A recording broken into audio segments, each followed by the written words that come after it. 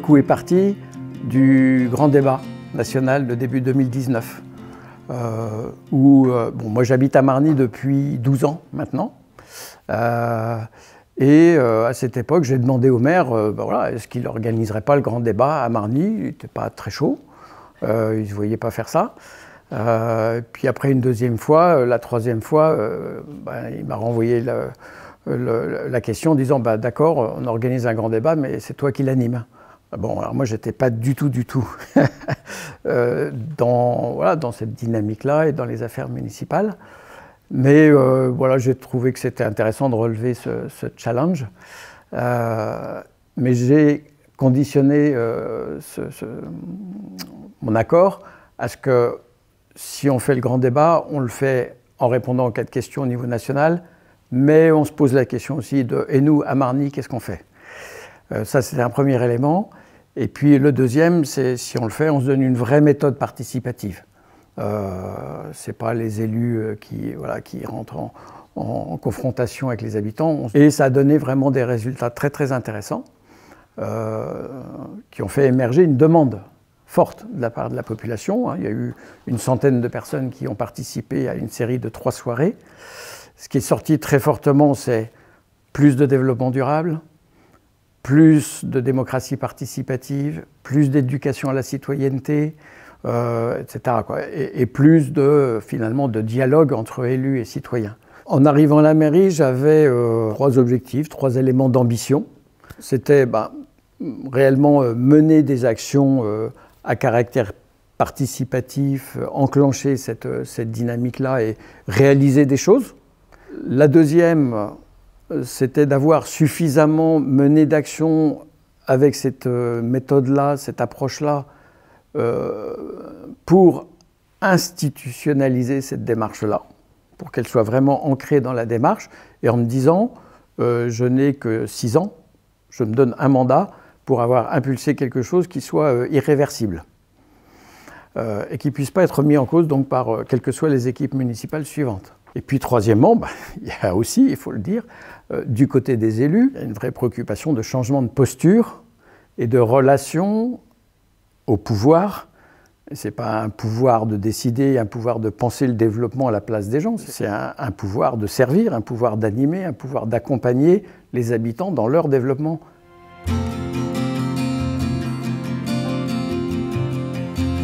On est parti avec une partie de l'équipe municipale à Jarny, voir ce qui se faisait en matière de budget participatif. Et pour moi, c'était vraiment le levier d'action numéro 1, parce que le budget participatif, ça permet de cocher pas mal de cases. La participation, en l'affectant à des actions de développement durable, c'est un processus très pédagogique aussi, et qui restaure du dialogue entre les élus. Donc pour moi, s'il n'y avait qu'une chose à faire, c'était le budget participatif. L'autre gros projet, c'est ce schéma directeur des mobilités douces. C'est 35 grandes actions qui sont définies pour les 4 ans qui viennent. On le démarre dès cette année. On passe pratiquement toute la ville à 30 à l'heure. On révise complètement les sens de circulation. On fait des espaces pour le vélo, pour la trottinette. C'est du parking, c'est de l'implication des écoles pour définir leur propre schéma de déplacement autour des écoles. Et là, on va faire participation des parents d'élèves et des élèves, plus spécifiquement autour de chaque école. Donc voilà, le coup est bien parti à ce niveau-là.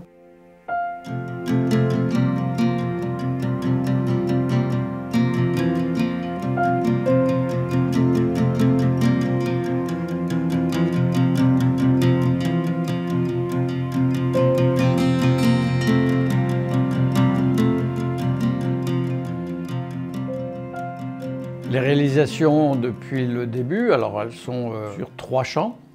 Il y a au niveau du budget participatif, donc là on est dans la 3e édition du budget participatif. Les 2 premières ont donné lieu à 9 et 12 projets, 21 projets, beaucoup dans le domaine de la végétalisation de la ville, des cours d'école, des rues, dans le domaine des économies d'énergie, passage en LED des lampes du parc, dans le domaine des mobilités douces, et puis dans tout ce qui est gestion des déchets avec des poubelles double flux, avec une note nouvelle cette année qui est centrée sur la jeunesse. Deuxième innovation importante, les mobilités douces avec la définition d'un schéma directeur de mobilité douce de manière très participative et qui est en train de se mettre en œuvre. Là, c'est un programme sur 4 à 5 ans qui est déjà en route, avec passage en zone 30 de toute la ville, beaucoup de stationnements vélos, tout un travail avec les écoles pour faire des plans de déplacement établissements scolaires.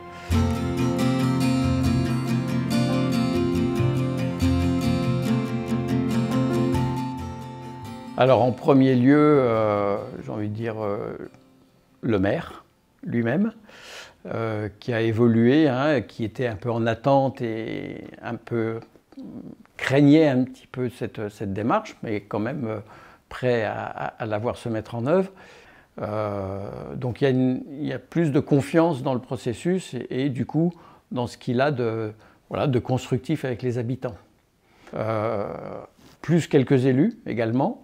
Un changement important en termes de transversalité de la démarche participative, notamment avec la commission jeunesse et scolaire et la commission culture.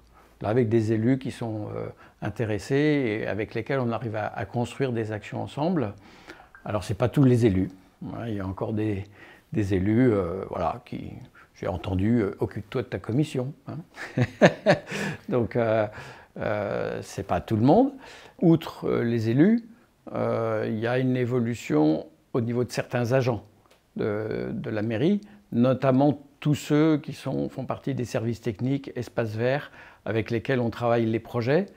Et pour eux, le fait que ce soit des projets qui aient émergé du budget participatif et d'une proposition de la population, ça change complètement leur regard sur leur travail et ça marque vraiment un intérêt pour la façon de travailler avec les habitants sur les aménagements. Et ça, c'est très fort au niveau végétalisation.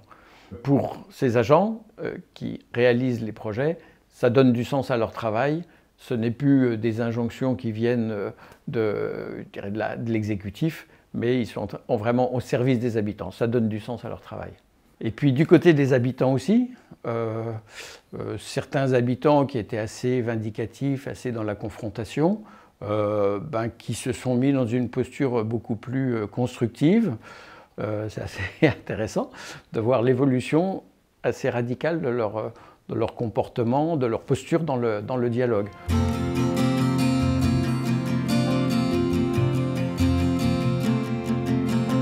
Ce qu'on peut observer, c'est toujours les mêmes, le fameux toujours les mêmes, qui participent, que ce soit au budget participatif, aux mobilités douces, etc., toutes ces actions. Et sur la 3e édition du budget participatif, on sent un petit essoufflement dans l'intention, dans les propositions d'idées, etc. Heureusement qu'on l'a ouvert spécialement à la jeunesse et qu'on fait un travail là, assez proactif avec les écoles, le collège. Et là, ça redonne du peps.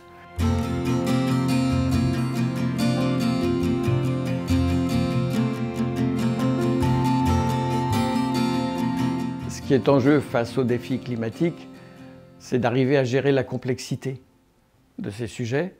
Et la complexité nécessite de faire travailler ensemble les différentes parties prenantes que sont les élus, les habitants, les experts, les agents techniques. Et c'est parce qu'on aura réussi vraiment à travailler ensemble, que ce soit en phase de diagnostic, de choix des idées, de ce qu'il y a à faire, des actions à mener, et dans la mise en œuvre, qu'on est capable, ensemble, de résoudre une partie des problèmes. Pour moi, le premier élément de posture, c'est de sortir d'une certaine suffisance. Penser que comme on est élu, on sait tout. Et donc c'est une posture d'humilité. L'humilité qui accepte le désaccord et se dit même que le désaccord est une pépite pour changer. Donc ça veut dire sortir d'une forme de maîtrise des projets auxquels on pense, que l'on pense bons pour les habitants, et avoir confiance dans un processus participatif où on va pouvoir co-construire des solutions avec les habitants et donc se faire bouger, transformer dans la façon dont on pense les choses. Accepter de se laisser transformer par la participation et donc être plus concentré sur le processus participatif que sur le résultat auquel on va obtenir, que l'on va obtenir. Et puis il y a un autre élément de posture qui est pour moi déterminant, c'est passer d'une logique où on a l'autorité à où on va faire autorité sur les projets. Les projets co-construits font autorité. On l'a vu de manière très concrète sur un projet des mobilités douces, où parce que le projet a été co-construit, il a été possible de le mettre en œuvre avec l'agglo, alors qu'avant c'était bloqué. Pour moi, ça a été vraiment quelque chose de déterminant. Un autre élément en termes de posture, qui fait référence aussi à l'humilité, c'est accepter de se former, vouloir se former sur des compétences, des capacités déterminantes dans la concertation, notamment la capacité d'écoute, la capacité de dialogue, le processus même de concertation. C'est nécessaire de se former dessus pour mener une vraie démarche d'intelligence collective avec l'ensemble des parties prenantes. Ça nous apprend avant tout la sincérité du processus. Ce n'est pas une concertation option, c'est une concertation en profondeur et où on est sincère dans ce qu'on attend de la concertation et dans ce qu'elle peut nous faire changer de nos points de vue.